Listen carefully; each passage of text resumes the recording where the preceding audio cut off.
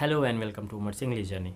तो दोस्तों, has, have और हैड इंग्लिश में बहुत कॉमनली इस्तेमाल होने वाले वर्ड्स हैं और ये आपने ज़रूर देखा होगा इसे बहुत सारे सेंटेंसेस में, लेकिन हर जगह इसका मतलब एक जैसा नहीं देखा होगा और इस तरह से ये अलग अलग तरह से बिहेव करता है अलग अलग सेंटेंसेस में, जिसकी वजह कर नए लर्नर्स बहुत कंफ्यूज्ड हो जाते हैं कई बार कि ये क्या मीनिंग क्रिएट कर रहा है उस सेंटेंसेस में। तो आज हम बात करेंगे हैज़, हैव, हैड के बारे में और देखेंगे कि ये एज अ मेन वर्ब कैसे वर्क करता है। वैसे ये 3 जगह में इस्तेमाल किया जाता है, टेंस में, एज एन ऑक्सिलरी वर्ब और एज अ मेन वर्ब भी इस्तेमाल होता है। और दूसरा होता है वॉइस में, मीन्स पैसिव वॉइस में, और तीसरा होता है as a main verb individually. तो हम as a main verb has, have, had को समझने की कोशिश करते हैं आज। तो हम डिस्कस करेंगे वर्ब हैव के डिफरेंट फॉर्म्स और सब्जेक्ट के साथ उसका कॉम्बिनेशन। नेक्स्ट हम देखेंगे कि वर्ब हैव का इस्तेमाल कहाँ कहाँ किया जाता है और वर्ब हैव को अलग अलग सेंटेंसेस में कैसे इस्तेमाल करना है।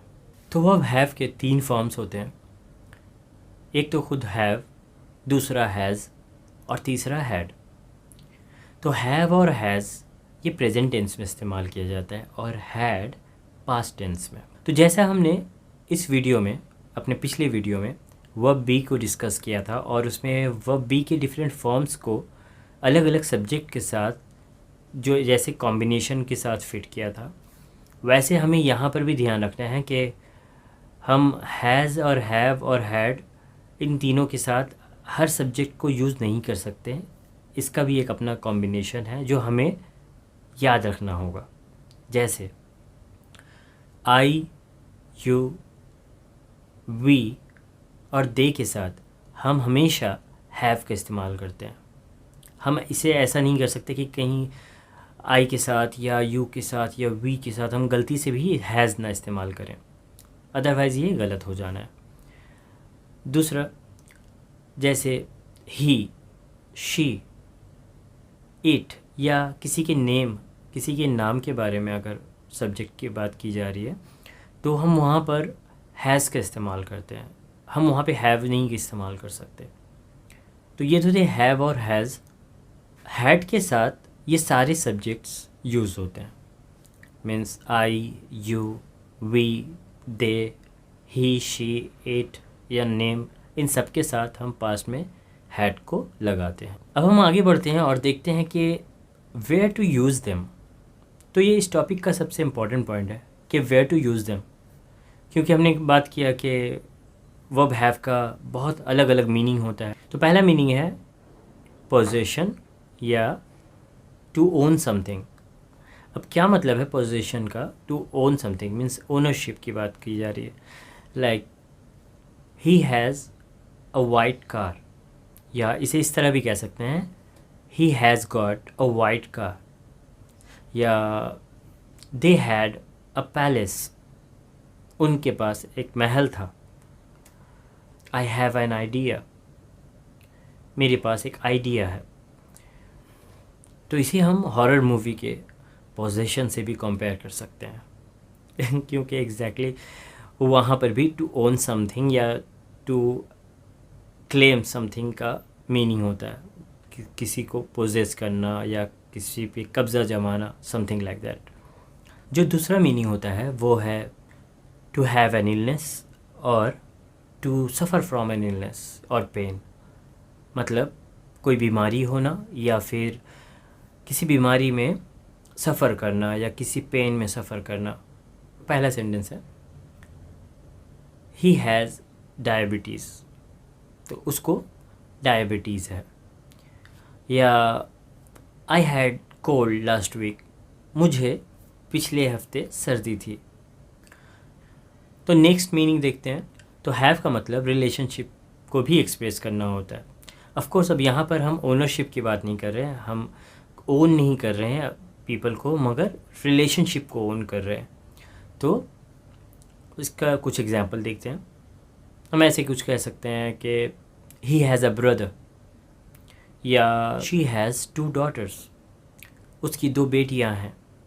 तो नेक्स्ट मीनिंग है to experience something, something good और बैड, मतलब अच्छा या बुरा कोई एक्सपीरियंस करना। I had a dream last night, पिछली रात मैंने एक ख्वाब देखा। He had some problems yesterday, उसकी कुछ परेशानियां थी कल। तो नेक्स्ट मीनिंग देखते हैं, टू ईट और टू ड्रिंक समथिंग, मतलब कुछ खाना या पीना, ये मीनिंग भी क्रिएट करता है हैव्स का। हम यूँ कह सकते हैं कि she loves to have pizza, मतलब उसे पिज़्ज़ा खाना बहुत पसंद है। या I like to have coffee in the evening, मुझे शाम के वक्त कॉफ़ी पीना पसंद है। तो अब हम अगला मीनिंग देखते हैं हैव का, टू डू और टू परफॉर्म एन एक्शन। तो हैव का मतलब कोई काम को परफॉर्म करना भी होता है, जैसे let's have a walk together,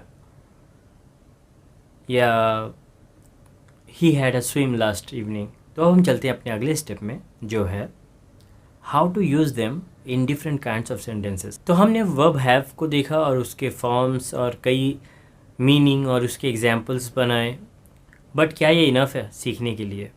नहीं, ये सीखने के लिए इनफ नहीं है, क्योंकि ये सारा सेंटेंसेस कवर नहीं करता।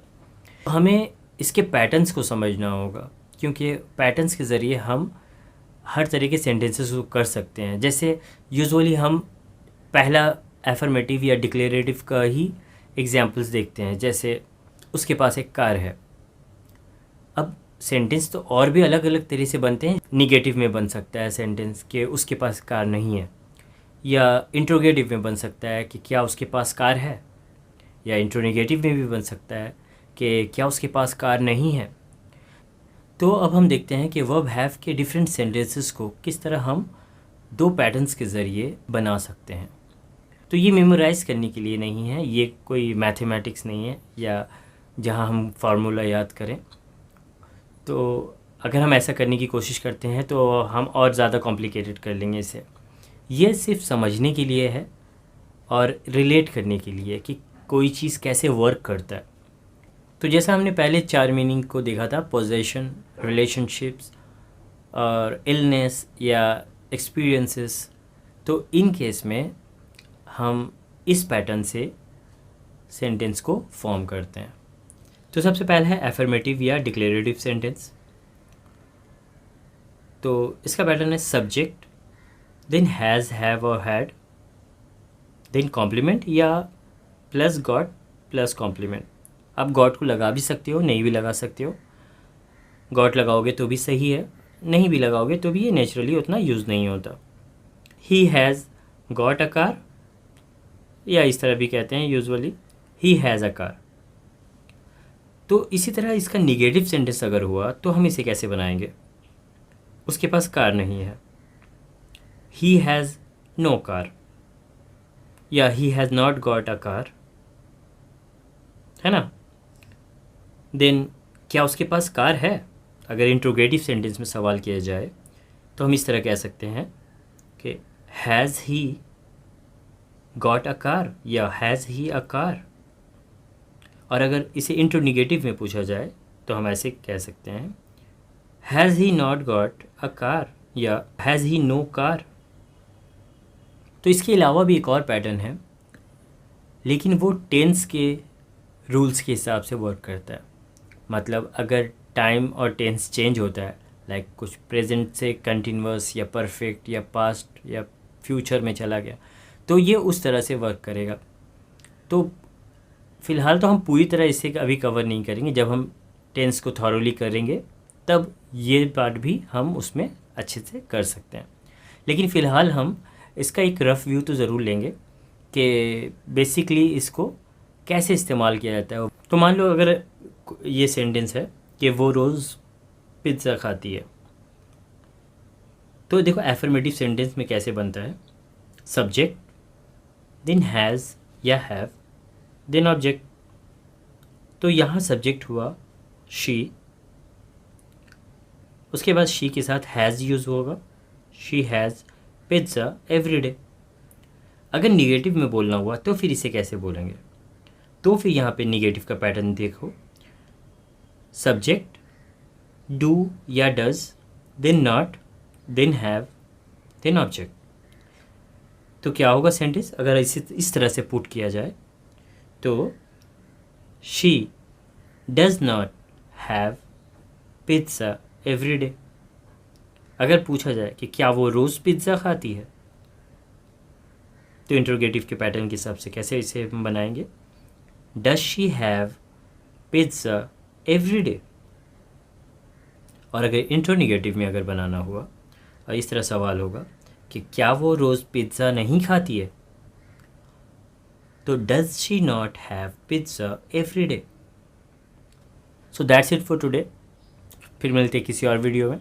If you find this video useful please share and comment and subscribe to this channel for the similar videos. Thanks for watching.